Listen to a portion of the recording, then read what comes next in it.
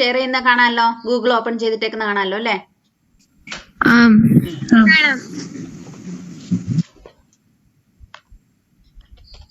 ഞാൻ ഗൂഗിളിൽ ഞാൻ ലിങ്ക് എന്താന്ന് കാണിക്കാൻ വേണ്ടിയിട്ടാണ് ആദ്യം പറയുന്നത് കേട്ടോ.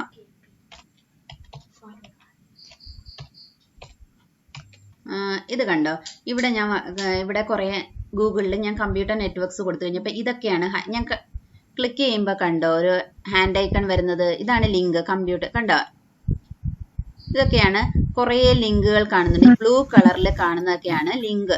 ലിങ്ക് എന്ന് പറഞ്ഞു കഴിഞ്ഞാൽ ഒരു വെബ് പേജിൽ ലിങ്ക് എന്ന് പറഞ്ഞു കഴിഞ്ഞാൽ ഒരു പേജിൽ നിന്ന് വേറൊരു പേജിലേക്ക് പോകാൻ വേണ്ടിയിട്ടുള്ളതാണ് ലിങ്ക്. അപ്പൊ ഇവിടെ ഈ ഹൈപ്പർ ലിങ്കിന്റെ കളർ എന്ന് പറയുന്നത് ബ്ലൂ കളറാണ് അല്ലേ? ഇനി ഞാനത് ക്ലിക്ക് ചെയ്യുകയാണെന്ന് ക്ലിക്ക് ചെയ്തിട്ട് ഞാൻ ഓപ്പൺ ചെയ്തു. ഇവിടെയൊക്കെ കണ്ട ഈ ബ്ലൂ കളറിൽ കാണുന്നതൊക്കെ ലിങ്കാണ്, ഹൈപ്പർ ലിങ്ക് ആണ്. അപ്പൊ നമ്മളത് ഇവിടെ നിന്ന് വേറൊരു പേജിലേക്ക് പോകാനൊക്കെയാണ് ഹൈപ്പർ ലിങ്ക്. കണ്ടോ, ഇങ്ങനെ ലിങ്ക് ക്ലിക്ക് ചെയ്യുമ്പോഴത്തേക്ക് വേറെ പേജിലേക്കാണ് പോവുക. കണ്ടോ? അപ്പൊ ഈ ലിങ്കിന് ഹൈപ്പർ ലിങ്കിന് സാധാരണ കാണുന്ന കളർ എന്ന് പറയുന്നത് ബ്ലൂ കളറാണ്. അപ്പൊ ലിങ്ക് എന്താന്ന് ഏകദേശം ഒരു ഐഡിയ കിട്ടിയില്ലേ? വെബ് പേജില് ടെക്സ്റ്റിൽ തന്നെ ഒരു നമ്മളവിടെ ബാക്കിയുള്ള ടെക്സ്റ്റിലൊന്നും ഇങ്ങനെ ഇത് വരുമല്ല. ഹൈപ്പർ ലിങ്കിലാണ് ക്ലിക്ക് ചെയ്യുമ്പോഴത്തേന് കണ്ടോ, വേറെ ഒക്കെ ക്ലിക്ക് ചെയ്യുമ്പം മൗസിന്റെ ഇത് തന്നെയാണ് വരിക, ആരോ തന്നെ വരിക. അതേസമയം ഹൈപ്പർ ലിങ്കിന്റെ അവിടെ ക്ലിക്ക് ചെയ്യുമ്പോഴത്തേന് ഒരു ഹാൻഡ് സിമ്പിളാണ് വരുന്നത് അല്ലേ? അണ്ടർലൈൻ ചെയ്തിട്ടും വരും ക്ലിക്ക് ചെയ്യുന്ന സമയത്ത്. ക്ലിക്ക് ചെയ്യുന്നല്ല, കൊണ്ട് മൗസ് അതിൻ്റെ മേലെ വെക്കുന്ന സമയത്ത്. അപ്പോൾ ഇതുപോലെ വെബ് പേജിൽ ഹൈപ്പർ ലിങ്ക് ക്രിയേറ്റ് ചെയ്യാനുള്ള ടാഗ് നമ്മൾ പഠിച്ചില്ല. എന്താണേലും ലിങ്കിന് കളറ് കൊടുക്കാൻ വേണ്ടിയിട്ടാണ് നമ്മൾ ഈ ബ്ലൂ കളർ എന്ന് പറയുന്ന ഡീഫോൾട്ട് ആയതുകൊണ്ടാണ് ബ്ലൂ കളർ ഇവിടെ കണ്ടേക്കുന്നത്. ഇപ്പം ലിങ്ക് എന്താണെന്ന് മനസ്സിലായല്ലോ? ഇനി നമ്മൾ ബോഡി ടാഗിൻ്റെ ആട്രിബ്യൂട്ട്സ് പറയുമ്പോൾ ഇനി നിങ്ങൾക്ക് മനസ്സിലാവും. അപ്പോൾ ഇതിൽ ക്ലിക്ക് ചെയ്ത് കഴിയുമ്പോൾ ഞാനിപ്പോൾ ബാക്ക് എടുത്ത് കഴിഞ്ഞാൽ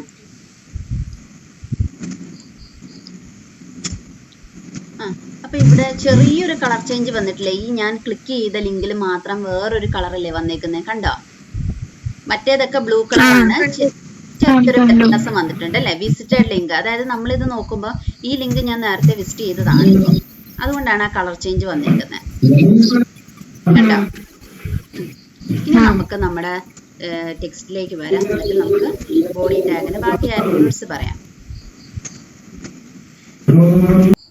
അപ്പം നമ്മൾ ബോഡി ടാഗിന്റെ ആട്രിബ്യൂട്ട്സ് കഴിഞ്ഞ ദിവസം പറഞ്ഞൊക്കെ വായിച്ചല്ലോ അല്ലേ? ഇപ്പോൾ കുറേ ഗ്യാപ്പ് വന്നുകൊണ്ട് ഓർമ്മയുണ്ടാവണം. അപ്പം നമ്മൾ ബോഡി ടാഗിന്റെ കുറേ ആട്രിബ്യൂട്ട്സ് പഠിച്ചു. ടെക്സ്റ്റ്, BG കളർ, ബാക്ക്ഗ്രൗണ്ട്, അങ്ങനെ കുറേ ബാക്കിയൊക്കെ പറഞ്ഞതാണ് അല്ലേ? ഇനി നമുക്ക് പറയാനുള്ളത് link, A link, V link. അപ്പം ഇത് ലിങ്ക് എന്നുള്ളത് നമ്മളിപ്പോൾ എടുത്തപ്പോൾ തന്നെ ബ്ലൂ കളറിലല്ലേ കണ്ടത്, കണ്ടോ? അപ്പം ലിങ്ക് എന്നുള്ള നമുക്ക് വേണമെങ്കിൽ നമ്മുടെ വെബ് പേജ് നമ്മൾ ക്രിയേറ്റ് ചെയ്യുന്ന വെബ് പേജിന് നമുക്ക് ലിങ്കിന് വേണമെങ്കിൽ കളർ വേറെ കൊടുക്കാം. ഡീഫോൾട്ട് ആയിട്ടുള്ള കളർ എന്ന് പറയുന്നത് നമ്മളിപ്പോൾ കണ്ട കളറാണ്, ബ്ലൂ ആണ്. ഇനി നമുക്ക് നമ്മുടെ പേജിൽ വെബ് പേജിലെ ലിങ്കിന്റെ കളറ് റെഡ് വേണമെങ്കിൽ നമുക്ക് എന്ത് ചെയ്യാം? ബോഡിയുടെ അവിടെ body link equal to red എന്ന് കൊടുത്തു കഴിഞ്ഞാൽ നമ്മുടെ നമ്മൾ ക്രിയേറ്റ് ചെയ്യുന്ന വെബ് പേജിൽ റെഡ് കളറിലുള്ള നമുക്ക് ലിങ്ക് ക്രിയേറ്റ് ചെയ്യാം. ഇനി പിന്നെ ഉള്ളത് A ലിങ്ക്. A ലിങ്ക് എന്ന് പറയുമ്പോൾ നമ്മൾ ആ ലിങ്കിൽ ക്ലിക്ക് ചെയ്യുന്ന ആ നിമിഷം ഉള്ളതാണ് A ലിങ്ക് എന്ന് പറയാം, ആക്റ്റീവ് ലിങ്ക് എന്ന് പറയുന്നത്. അതായത് സാധാരണ അതിന്റെ കളർ എന്ന് പറയുന്നത് ഗ്രീൻ ആണ്. അതായത് ബ്ലൂ കളർ ക്ലിക്ക് ചെയ്യുന്ന ആ സെക്കൻഡിൽ ഗ്രീൻ ആയിട്ടാണ് പോവുക. അപ്പൊ ഗ്രീൻ A ലിങ്ക് എന്ന് പറഞ്ഞാൽ നമ്മൾ എപ്പോഴാണോ ഒരു ലിങ്കിൽ ക്ലിക്ക് ചെയ്യുക അപ്പോഴാണ് ആ ലിങ്ക് ആക്റ്റീവ് ആവുക. ആ സമയത്ത് കളർ ചേഞ്ച് വരാം. ഗ്രീൻ ആണ് ഡീഫോൾട്ട്, നമുക്ക് വേറെ കളർ വേണമെങ്കിൽ ഇവിടെ സെറ്റ് ചെയ്യാം. ഇനി V ലിങ്ക്. V ലിങ്ക് എന്ന് പറയുന്നത് നമ്മളിപ്പോൾ കണ്ടേക്കുന്നത് കണ്ടോ, പർപ്പിൾ കളറാണ് V ലിങ്ക്. അതായത് നമ്മൾ വിസിറ്റഡ് ലിങ്കിന്റെ കളർ മാറിയത് ഓർമ്മയില്ലേ? നമ്മളിപ്പോൾ കണ്ട ലിങ്കിൽ ബ്ലൂ ആണ്, ഡീഫോൾട്ട് കളർ തന്നെയാണ് കൊടുത്തേക്കുന്നത്. ബ്ലൂ കളർ ലിങ്ക് ആണ്. അത് ക്ലിക്ക് ചെയ്യുന്ന സെക്കൻഡിൽ അത് നമ്മൾ അടുത്ത പേജിലേക്ക് പോകുന്നതുകൊണ്ടാണ് അത് കാണാൻ പറ്റാതെ വരുന്നത്. A ലിങ്ക് എന്ന് പറയുന്നത് ഗ്രീൻ ആണ് ഡീഫോൾട്ട്. വേണമെങ്കിൽ നമുക്ക് അതൊക്കെ മാറ്റാം. അതിന് വേണ്ടിയിട്ടാണ് ഈ 3 ആട്രിബ്യൂട്ട്സ് ഉപയോഗിക്കുക. ബോഡി ടാഗിന്റെ ഈ 3 ആട്രിബ്യൂട്ട്സ് ഉപയോഗിക്കുക അതിനാണ്. അപ്പം നമ്മൾ ആ ലിങ്ക് ക്ലിക്ക് ചെയ്തിട്ട് പിന്നെ ബാക്കിൽ വരുമ്പോൾ വിസിറ്റഡ് ലിങ്ക് ആണെന്ന് കാണാം. അതാണ് V ലിങ്ക്. വിസിറ്റഡ് ലിങ്കിന്റെ കളർ ഡീഫോൾട്ട് ആയിട്ട് വരുക പർപ്പിൾ കളറാണ്. ഇത്രയും കാര്യം മനസ്സിലായോ? അപ്പൊ നമ്മുടെ വെബ് പേജിലെ ലിങ്കിന്റെ കളർ സെറ്റ് ചെയ്യാൻ വേണ്ടിയിട്ടാണ് ഈ 3 ആട്രിബ്യൂട്ട്സ് ഉപയോഗിക്കുക. അത് എവിടെയാ കൊടുക്കണ്ടേ? ബോഡി ടാഗിന്റെ ആട്രിബ്യൂട്ട്സ് ആയിട്ടാണ് കൊടുക്കണ്ടേ. പിന്നെ ഉള്ളത്, അപ്പൊ നമുക്ക് ബോഡി ടാഗിന്റെ ആട്രിബ്യൂട്ട്സ് മിക്കവാറും ചോദിക്കാറുള്ള ക്വസ്റ്റ്യൻ ആണ്. പിന്നെ ബോഡി ടാഗിന്റെ അടുത്ത ആട്രിബ്യൂട്ട് ലെഫ്റ്റ് മാർജിനും ടോപ്പ് മാർജിനും ഞാൻ കഴിഞ്ഞ ദിവസം ചെയ്ത് കാണിച്ചതാണ് അല്ലെ. ഇവിടെ നിന്ന് ഈ ഇത്രയും സ്പേസ് ഹെലോ എന്നുള്ള സ്പേസ് കുറെ വിട്ട് വന്നേക്കുന്നത്, അതാണ് ലെഫ്റ്റ് മാർജിൻ. ഇനി മുകളിൽ നിന്ന് കുറെ സ്പേസ് വിടാൻ വേണ്ടിയിട്ടാണ് ടോപ്പ് മാർജിൻ സെറ്റ് ചെയ്യുക. അപ്പൊ ഇത്രയൊക്കെയാണ് ബോഡി ടാഗിന്റെ ആട്രിബ്യൂട്ട്സ്. അപ്പൊ നമ്മൾ കഴിഞ്ഞ ദിവസം കണ്ടത് ഒരു സിമ്പിൾ ആയിട്ടുള്ള ഒരു HTML പേജ് ക്രിയേറ്റ് ചെയ്തിരുന്നു. അതിന്റെ ബോഡി ടാഗിന്റെ കുറച്ച് ആട്രിബ്യൂട്ട്സും ഒക്കെ കണ്ടിരുന്നു അല്ലെ.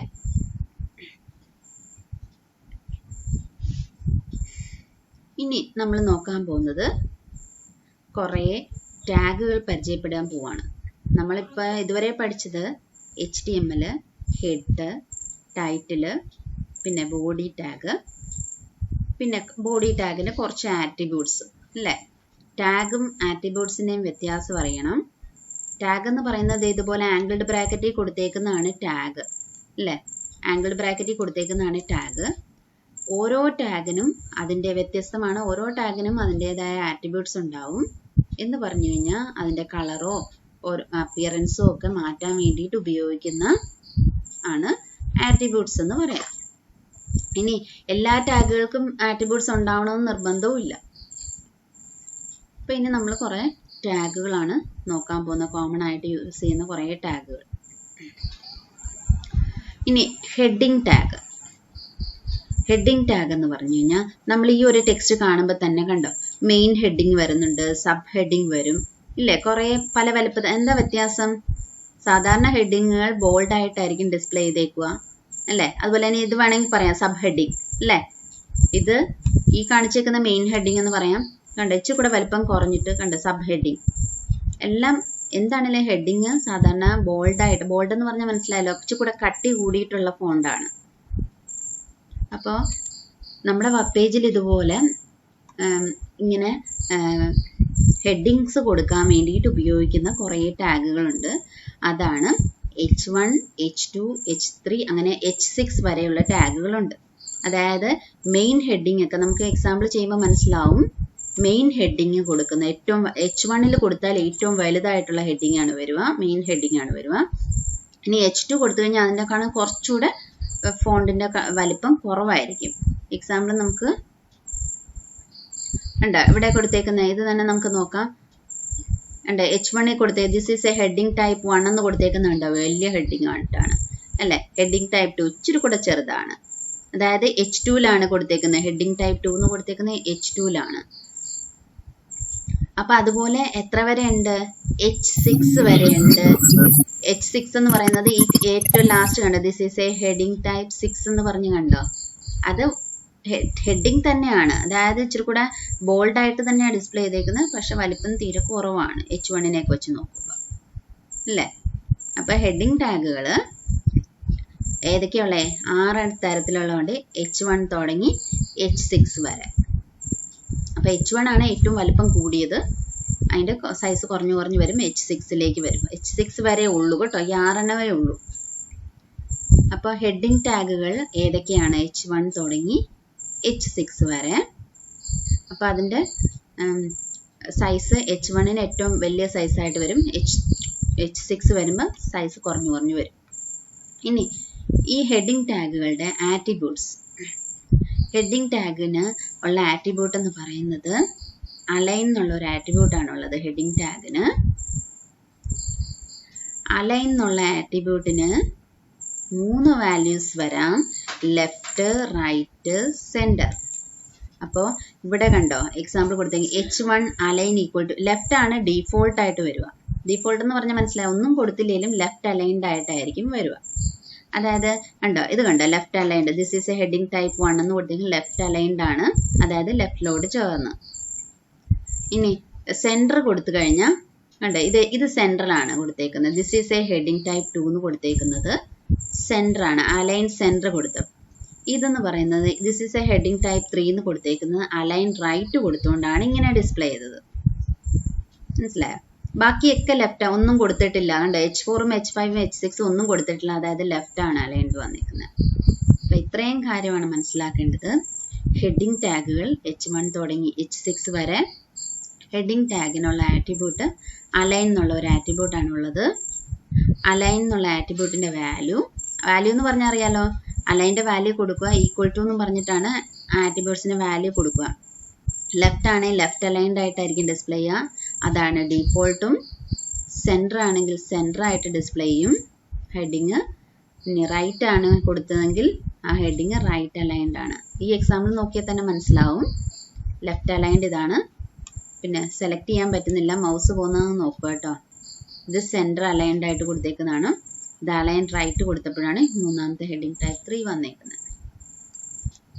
ഇത്രയും കാര്യം മനസ്സിലായല്ലോ?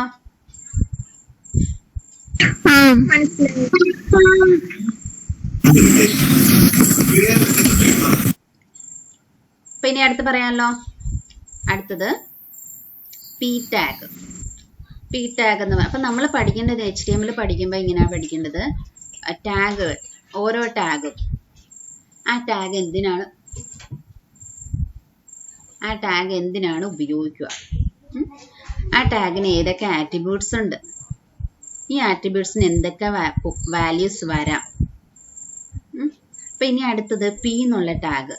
പി ടാഗ് ഉപയോഗിക്കുക പാരഗ്രാഫ് ക്രിയേറ്റ് ചെയ്യാൻ. നമ്മുടെ ഈ ടെക്സ്റ്റിൽ തന്നെ നോക്കുമ്പോൾ നെക്സ്റ്റ് പാരഗ്രാഫ് വരുമ്പോൾ എങ്ങനെയാണ് ഡിസ്പ്ലേ ചെയ്യുക, കുറച്ച് ഒരു ലൈൻ സ്പേസ് വിട്ടിട്ടല്ലേ അടുത്ത പാരഗ്രാഫ് എന്ന് പറഞ്ഞ് വരുമ്പോൾ അല്ലേ, അങ്ങനെ ഓരോ ഉണ്ട്. ഇത് നെക്സ്റ്റ് പാരഗ്രാഫ് ആണ് ഇവിടെ വരുമ്പോൾ. അപ്പോൾ അതുപോലെ പാരഗ്രാഫ് ആയിട്ട് ഡിസ്പ്ലേ ചെയ്യാൻ വേണ്ടിയിട്ടാണ് പി എന്നുള്ള ടാഗ് ഉപയോഗിക്കുക. ഈ പി എന്നുള്ള ആട്രിബ്യൂട്ട്, പി എന്നുള്ള ടാഗിനും അലൈൻ എന്നുള്ള ആട്രിബ്യൂട്ട് ഉണ്ട്. അതിന് 4 വാല്യൂസ്, നേരത്തെ പറഞ്ഞ ലെഫ്റ്റും റൈറ്റും സെൻറ്ററും ഉണ്ട്. അതിൻ്റെ കൂടെ ജസ്റ്റിഫൈ എന്നുള്ള ഒരു ആട്രിബ്യൂട്ടും കൂടെ ഉണ്ട്.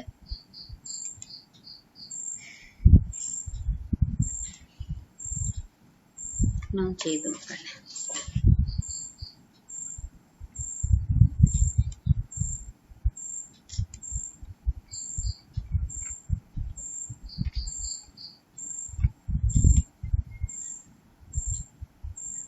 ചെയ്ത് കാണിക്കാം.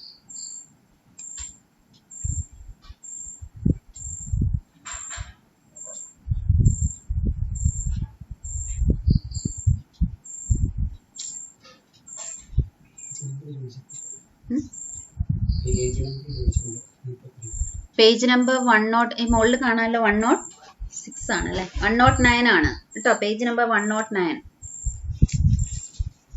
പേജ് നമ്പർ 109ലാണ്. ആര് പേജ് നമ്പർ മെസ്സേജ് ഇട്ടേക്കുന്നതെന്ന് പറഞ്ഞു.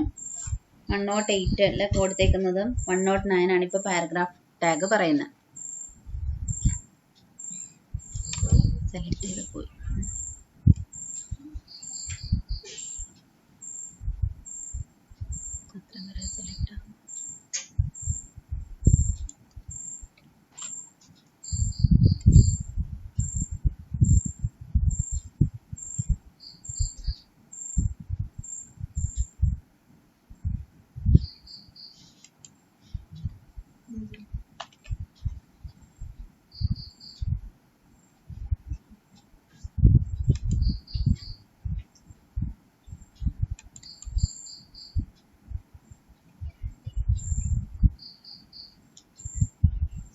ഡെസ്ക്ടോപ്പിലല്ലേ? ഹലോ,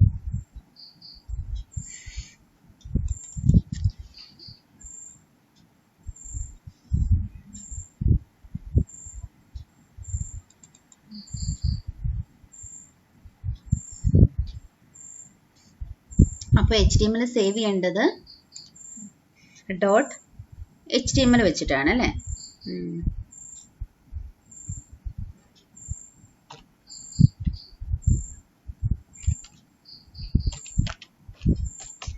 ഞാനിപ്പോൾ സാമ്പിൾ .html എന്ന് സേവ് ചെയ്യാണ്.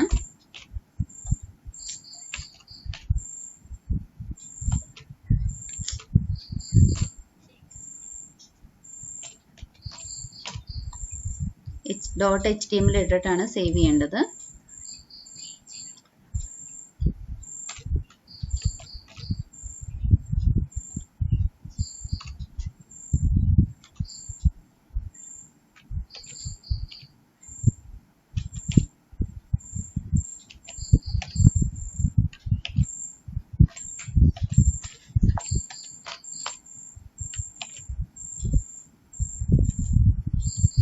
ഇപ്പം ഇവിടെ പി ടാഗ് പാരഗ്രാഫ് ടാഗുകൾ കാണിക്കാൻ വേണ്ടിയിട്ട് കൊടുത്തേക്കുന്നതെന്നേ ഉള്ളൂ.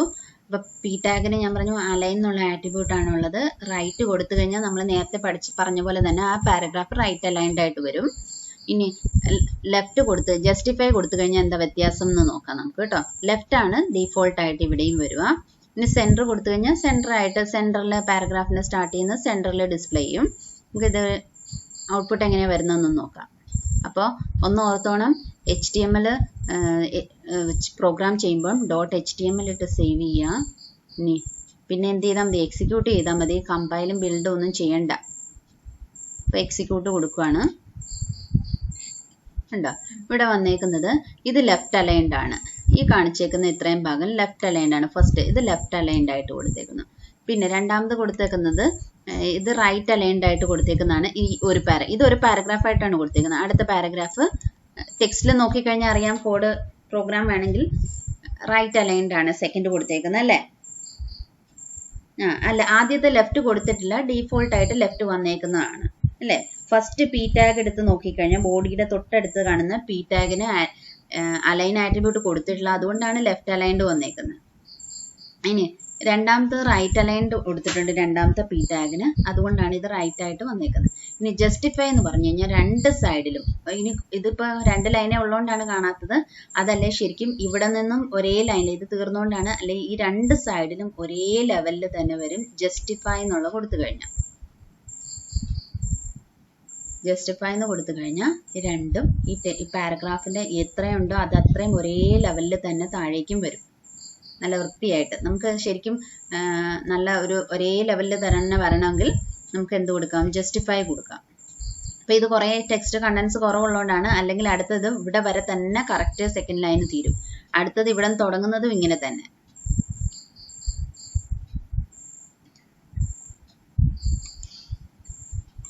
ഇപ്പോൾ പി ടാഗിന് പി എന്ന് പറയുന്നത് പാരഗ്രാഫ് ക്രിയേറ്റ് ചെയ്യാൻ ഉപയോഗിക്കുന്ന ടാഗാണ്.